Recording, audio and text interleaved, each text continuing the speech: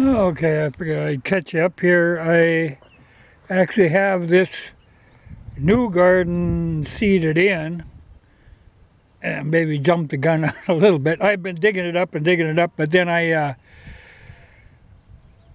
guy gave me some corn, so I've got. Well, let's see down that end. You can see I've got 4 rows of corn. That was a seed corn dealer that had some sweet corn, so he gave me some. But that's the 3 far rows are 75 day, and then I put in 1 row of 65 day. So if the coons don't find it, I'll have plenty of corn. What I'm working on now, I went ahead and seeded it, but I've got to get it fenced up now. So I put those steel posts in, kind of more to mark it in. I've got to drive in a little further, but I was trying to figure out exactly where I wanted to fence it, because I purposely left, like on the end there, you can see there's about 6 feet where the row ends, and then there's just grass. I purposely did that so they have room to turn the rototiller. If you make it tight, then you're always battling on the corners, because the corn I spaced out that I can till it with a rototiller, and I tilled that quite a little before I seeded it in. These posts here are pine tar and 6x6 ash that I'm going to use for corner posts here and down at the far end, and then they tie into the railroad ties on my regular fence. And I'm not sure where the gate's going to go. I'm tempted to put it on this end though. But right now I need to get a wire up because fresh dirt constantly being dug, the horses love to roll in it. Well, I got to get that fenced in so they can't roll in it. But besides the corn, that if you see all them little stakes out there, lined up with each of the fence posts are 2 hills of assorted, there's like 7, 8 different varieties of melons and all kinds of viney stuff, pumpkins and squash, that kind of thing. See, normally when I plant them like in hills. I've always done it this way. I'll make a circle around so that you're actually ended up with you're covering like a 4 or 5 foot area, but it's around one central location. It makes them easier to water. If you have to water, then you just water in the middle. It works pretty good. And my idea this year, I want that stuff in here because it gives me a chance to keep digging this dirt. I've been going over it with the cultivator, and then I got a little disc that I put on behind. Now, I should look. I don't remember what brand that was.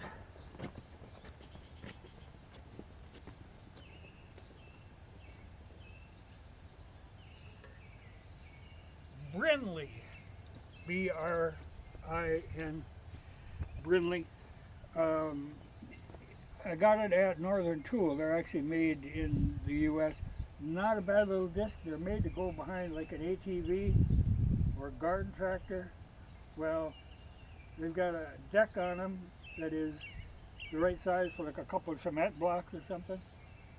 It works behind the David Bradley. My original theory, the problem with one of these, they've got small discs. Well, I'm trying to rebuild that old John Deere one, but I ran into a problem that the John Deere one is old enough where it used wooden bearings. These are the bearing shells. It uses 2 of them on the shafts. Well, of all the bearings in that, there was only one that was salvageable. Now, to try to make these out of wood would be a bit of a trick. Because they've got to have the hole, that's the locating pin. So I'm probably going to pour some Babbitt bearings. Use this good one and make a clay mold and roll it in that, then pour lead in, then bend it to the shape. I think that's my best bet on that one. So I'll eventually get that one going, but I was in a hurry, so I went and bought this one. Not bad.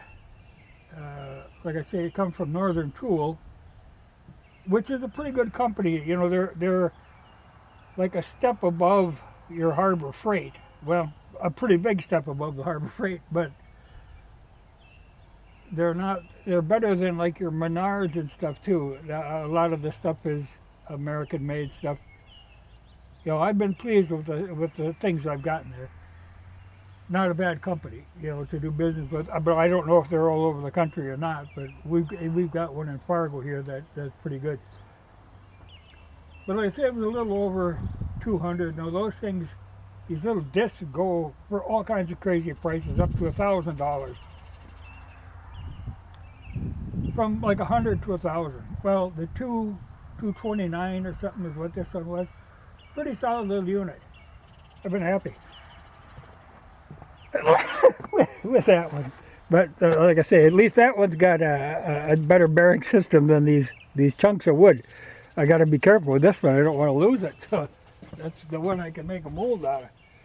It's possible, I was going to check with John Deere, it's possible that they still carry them because they probably used that wood bearing up for quite a few years, up into the 60s probably. So it's not impossible that they would have them if they aren't outrageously priced, but easy enough to make a Babbitt for that. But my idea now, by this stuff being in hills, like I say, I can continue to dig it, because what I do is I dig it up with a cultivator, then put on the disc and chop it up. These plants, when they come up, it'll be a while before they start spreading out. When they spread out, it's going to be solid vines. But up until that time, I'll be able to keep chopping this stuff up. And I'm thinking I might put potatoes in here next year. We'll see. You know, it's nice to move your potatoes around. I've had them in the other garden all the time. They're doing great. I'll have to show the other garden one of these days.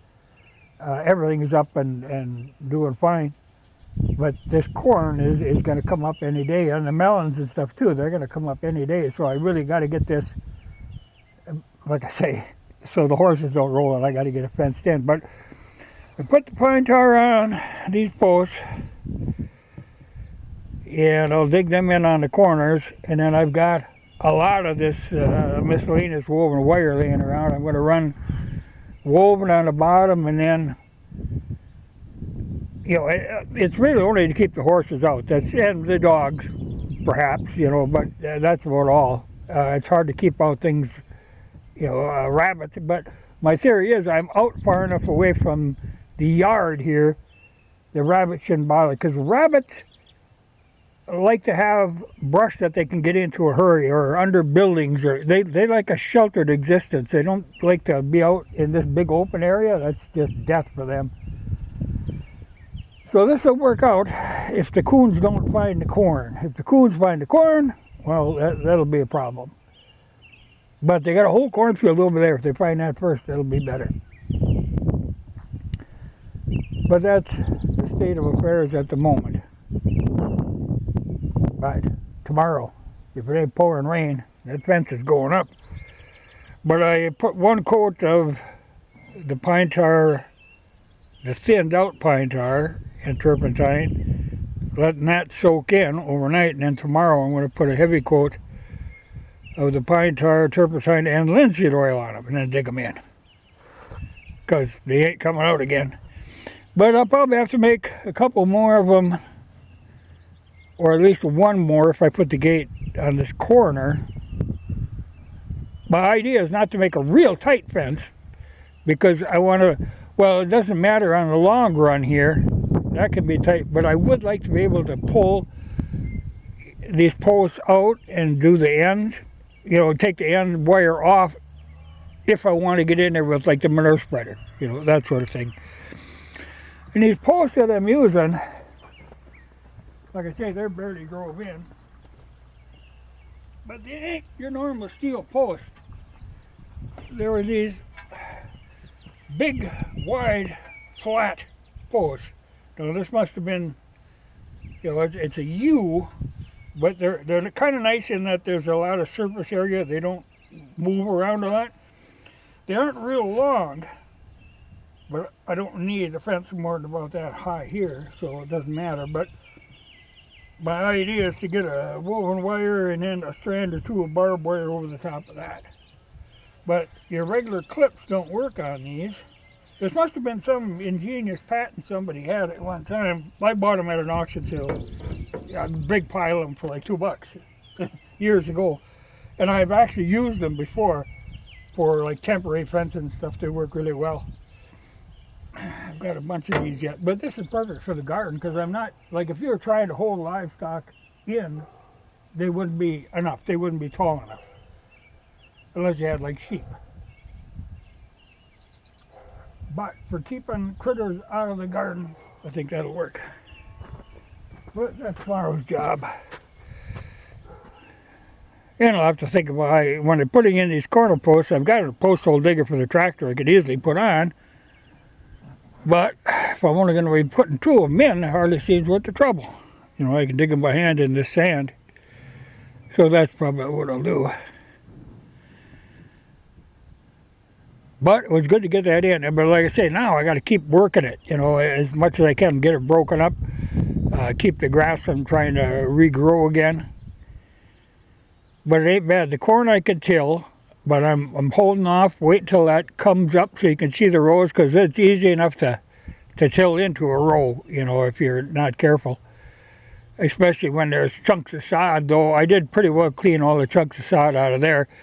This melon patch here has got quite a few pieces of sod in it yet, you know, from where the plow tipped it over, and it is, you can dig up sod. That's what I've been doing with the cultivators, digging the sod up, and then chopping it up with the disc. But you don't want to, if you go at something like that with a tiller, you got to be real careful, because you could hook in a tiller or launch, you know. If you're trying to break up sod with a rototiller, you got to take it takes many passes. You know, it's a long, slow process. But this, you know, by the time the melons start spreading out, I should have this well in hand. But it's good to have a good extra garden. I just got to get a fence on it, because them horses just love, you know, there's all kinds of dirt here in the driveway they could roll in, but that freshly tilled dirt must just be a treat for them. They love to roll in there.